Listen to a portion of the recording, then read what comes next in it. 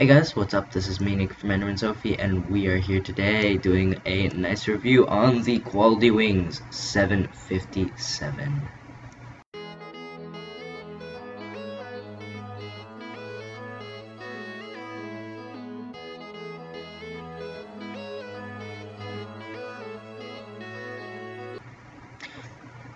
Now in this aircraft, wow, that's actually extremely close to that wing. We are currently, this is the mistakes that happen when you think you're spawning in Halifax, but you're actually spawning in Toronto. So what's the huge thing about Quality Wings at the moment? Well, you may be hearing Quality Wings on flight sim social kind of groups and stuff, because Quality Wings is announcing their Boeing 787 Ultimate package thing. Now, this video is focusing on the 757, but if you're looking at the 787 and you're considering it, and you want to look at some aircrafts from the start or before, this aircraft is wonderful. When it says Quality Wings, they are not joking. This is a quality aircraft. There are free liveries right off the bat on their website, and they have their livery manager. I actually haven't downloaded any of the liveries, so I just threw this one out and started flying it. I'm surprised actually that I flew a lot in the Quality Wings, just the aircraft like this. I don't know why I didn't think, you know what, I'm not gonna just go over that right now, but we are currently in the Dash 200 variant, if you couldn't tell from the tail. Now, if you want to check out their aircraft, it should be Quality Wings Quality Wings Sim. That's what they changed it to. Yeah, I think that's their website. I'll put link up in the description. But so I was going to do a review from the start, but the mic audio was like just really low, and I didn't like it, so I just decided I'm gonna redo it. This was the first aircraft that I learned how to code an FMC on, and honestly, wow, that building just rudely interrupted. This aircraft is beautiful. It is. It's truly a beauty to fly, and I'll be taking her from here, Toronto, on the usual route to JFK. I'm not sure if I'm gonna go over the flight plan, if I do or not, we'll see. Yeah, so let's get started. First off, this is the flight deck interior. The flight deck interior looks nice and solid. This a little bit bothering if it bothers you, but I'm just gonna keep a note that I'm never gonna look back here when I'm flying. I don't think I usually go behind here. I'm like, oh, look at this. I'm gonna, you know, this actually is clickable, which I'm quite surprised. Look at this. This is dedication. See the quality.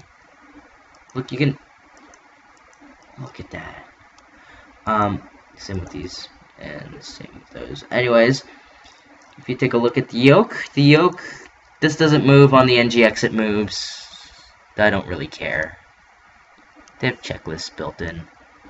I'm not going to show you it because they glitch up here, but if I could, then I would, but I can't. What else? Well, the interior, nicely done.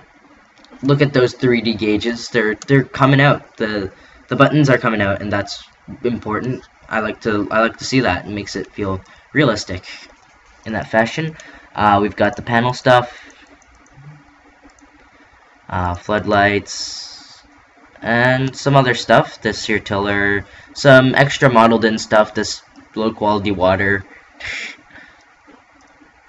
Yeah, but this aircraft truly, it's amazing. It's got this GPS navigation / GPS switch. I don't think the real 757 has that. Other than that, it's a beauty. It's a beautiful aircraft. I will be the first one to say that. Now, what bothers some people about this compared to Captain Sim is that everything isn't clickable oh my god, it's not good if not everything is unclickable. And you know what? I will not agree with you. This aircraft is quality. This isn't straight up 10 out of 10. Yes, this aircraft has probably some quirks. I may or may not look over that. If I find any, I'll point them out. But once again, no, this aircraft is beautiful. Can't diss it. I mean, okay, I get it. The Captain Sim 757, people love that aircraft. And it's just something people, I don't know, for some reason love. What my opinion on that is, I'll go over that in a later video. I will not be releasing which aircraft type, but it will have this flight dynamic thing and this flight deck, essentially. So it might not be this. Actually, I'll be honest here. I'll be reviewing the 767 sooner or later. Both ways. Now, everything is perfectly modeled. I am fine with this. These 3 buttons, important. This, your control panel. They changed it. Quality Wings control panel. Can open doors and stuff. This is your checklist. Pre-start, before start checklist. Doors closed. Yeah. After start, before start. You can change those. And you have that air data switch that doesn't work. Now, what's important about this aircraft? This is how a 757 will react. If you see their documents, I'm pretty sure I skimmed over it a long time ago, so wow, thanks, mouse. It apparently is how the 757 will react in true and real life. So this is kind of what your 757 will be like, children, if you fly it. Anyways, let's take a look at the views. Shift 1. That. Shift 2. That. Shift 3. That. Shift 4. Shift 5. Shift 6. Shift 7. Shift 8. Shift 9. Probably displays. Okay, cool. Let's take a look at the overhead. Okay, so how does this work? Well, the 757, let's see. First, you turn the batteries on. Same with any aircraft. Oh, dang it. Whoops. There. And then you want to switch your standby power to auto. Let's turn the APU on. This is a very beginner to advanced grade aircraft. Do I think this is better than the Captain Sim? Yes, I do. Personally, that's just how I feel. Do I consider it an advanced aircraft? Yes, I do consider it an advanced aircraft. This is more my thoughts in that aspect. But do I see this as a professional 757 pilot thing? Honestly, I would go with yes and no. But no, personally, on the same fact, you can't hit every button. And what really is kind of a small issue, maybe you consider it an issue, the RAM air turbine switch is not clickable. I'm not sure if I have SP1, or not SP1, but I just got it, grabbed it. I didn't install the service packs. It's a thing I do. I don't update things, and that's problematic. But yeah, this it's kind of annoying. If it is fixed, I think it is. But Quality Wings, again, great modeling with this aircraft. It's perfect. It's nice. I mean, I haven't seen their Avro, but apparently their Avro was really good. Sorry, that background there. So how you work with the 757? 757, you work in strips. The strip 1, 2, 3, 4, 5. It's been a while since I've flown this, and mostly I've been flying the 777, mostly. So we'll be working in strips. First, we'll have our IRSs, inertial referencing system, line them and put them to nav. Yaw damper switches, I think they're okay to be here. Pumps are on. Electrical, the stuff off. That's how it should be. APU is check. Great. Get our emergency lights up there. What is today? It's the 20th. It is a it's even day, so we should put it to the 2nd. So that's what they'll say in the checklist there. Fuel pumps, I'm gonna switch the first one on just to help pump power into the APU. Anti-icing, we'll have it off for now. That's wonderful. Turn the passenger signs on. Make sure those are on. Turn your packs to auto. Don't hit anything here of that source, and put that onto isolation. We're gonna go over here. That small lag. I think it's due to recording. Frame rate wise, this is a wonderful aircraft. It's not buggy at all. It might be because I'm recording. Probably the reason at all, but when I'm flying this without recording, this is a perfect and beautiful aircraft. It is great.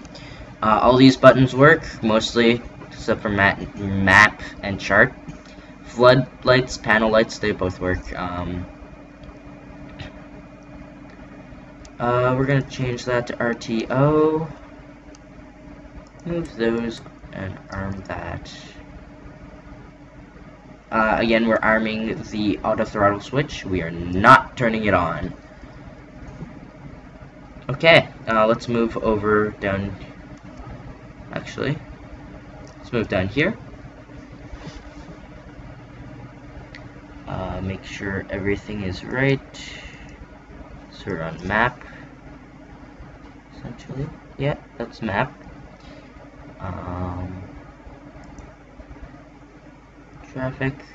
Traffic is on.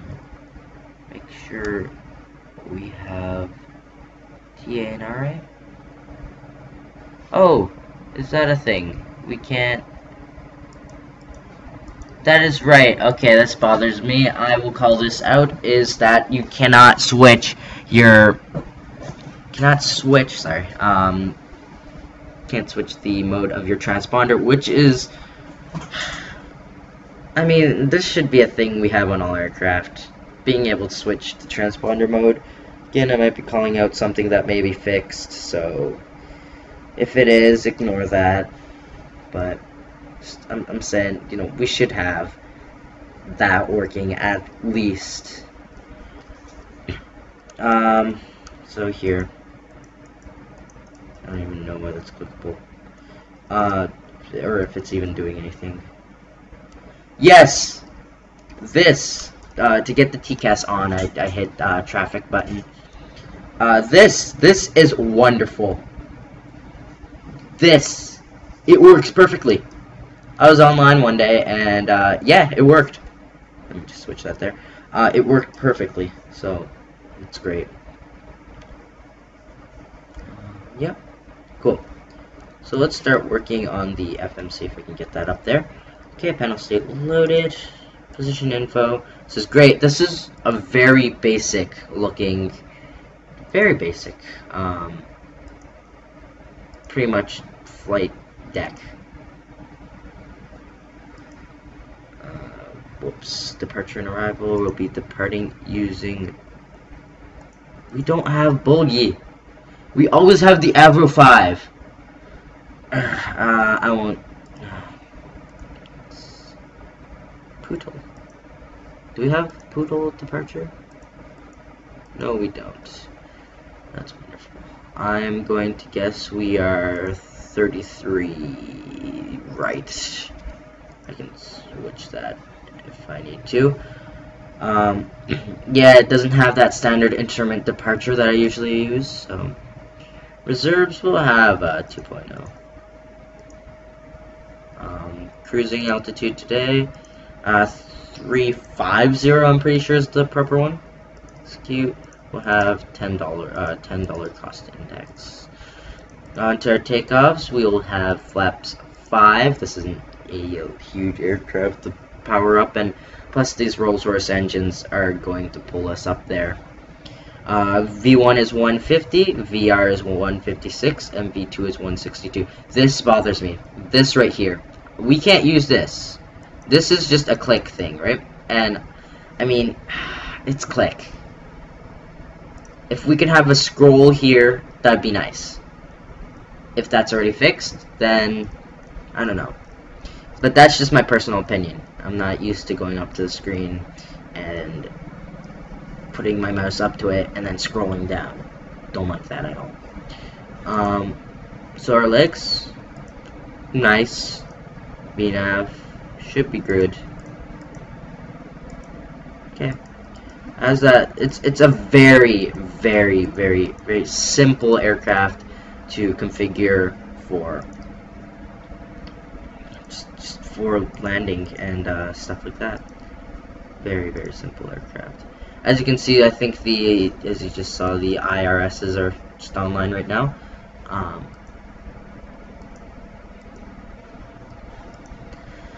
Yeah, this is a wonderful aircraft. I personally love it. It's a beauty. It's a beauty. Okay, let's see if the LNAV and VNav both are.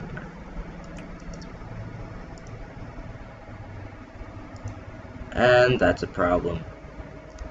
I don't know why they advance. That is problematic. Oh, I gotta turn this off, don't I? Never mind, don't arm him. Oh, whoops.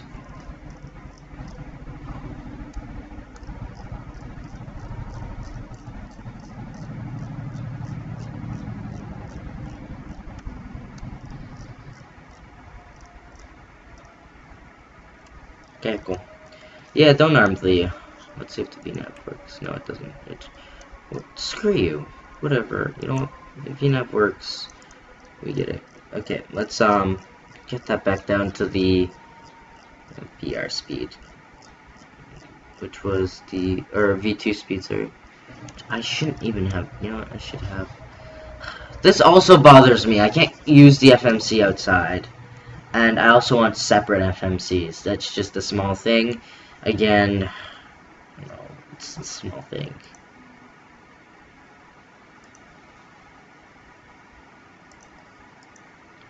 It's not big to ask, I don't think. I wish these weren't connected. That's all. I mean, I'm used to flying, and I'm having the takeoff reference page right here, takeoff or the legs page right there. That's usually how I fly. And I'm just used to it like that, personally. I'm guessing our initial holding altitude is 5,000. Over here, I'll set that in right there, 5,000, like a champion. This is also a huge bug. I hate this. Right here, the vertical speed will stay at plus 4,100. Very annoying, and your aircraft will pitch like that, and it's terrible. It's bad. Don't. Yeah, quality wings, if that's fixed, that's great. And again, I'm just gonna call it out there if it isn't. There's the laundry going off. I'll get that later. Okay, so let's get into here. Let's get into the B4 start. I'm pretty sure we're set up actually, so it wouldn't hurt to do that. The checklist. Whoops. Okay. Fine. Okay. So. Okay, there.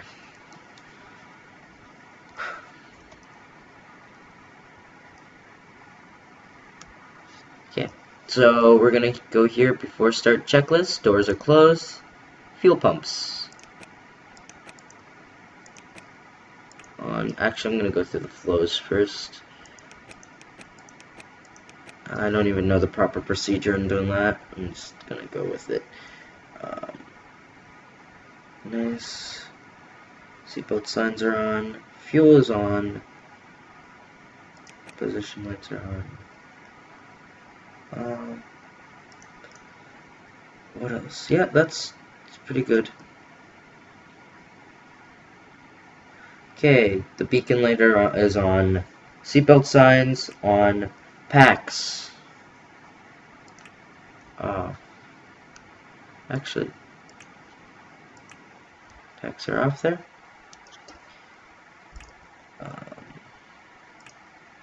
Reference speeds are complete. Ice valve is open. Complete. Before start checklist is complete. Oh, that's the in range. Okay, after start checklist. We'll call for that after start. Yep. So let's get ready for that pushback. Call for pushback.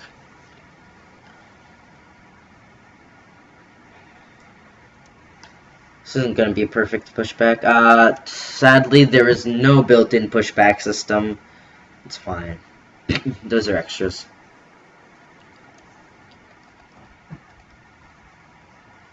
Okay, so we're going to call for ground on engine 2. Gonna wait for the engine stair to come alive. Wait for 45. Call fuel towards engines 2. And engine 2 is alive. Hear that those two wonderful Rolls-Royce engines coming alive. Great.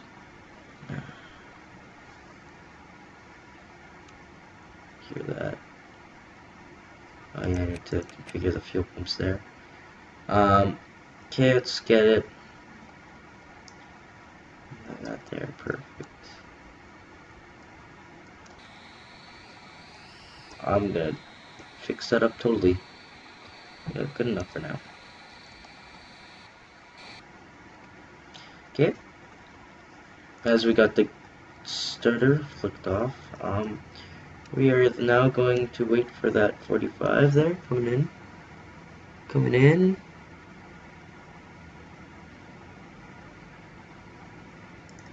The 45, there we are, start the fuel pump, and there we are, engine 1 is alive.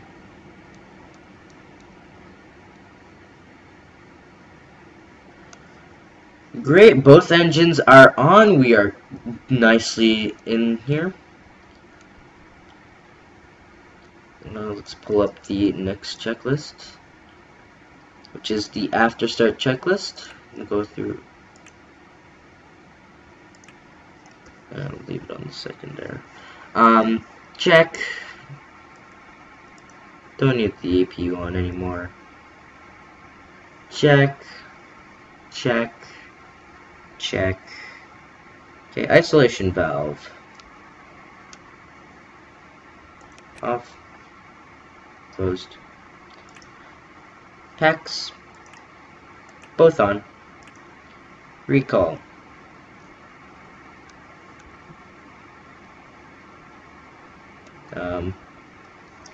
Recall. Where is my recall button?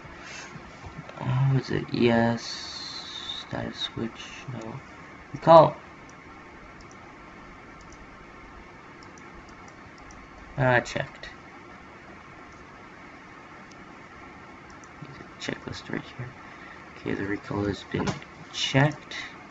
Brakes. RTO. That is done from the start. So check.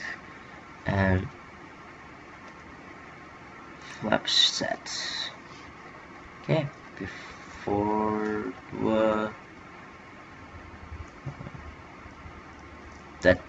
before after start takeoff checklist has been complete. Oh, great.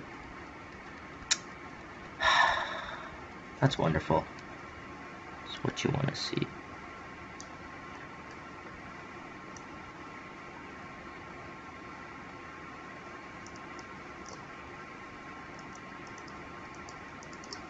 Okay, let's see. No, there is no. FSX is being impossible today. Right?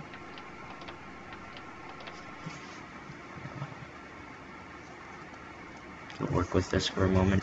I don't know. It's doing this weird thing where it just reconfigures my controls all the time. Don't know. What's up there? I'm gonna fix that probably into the cruise. Okay, let's put the power up there.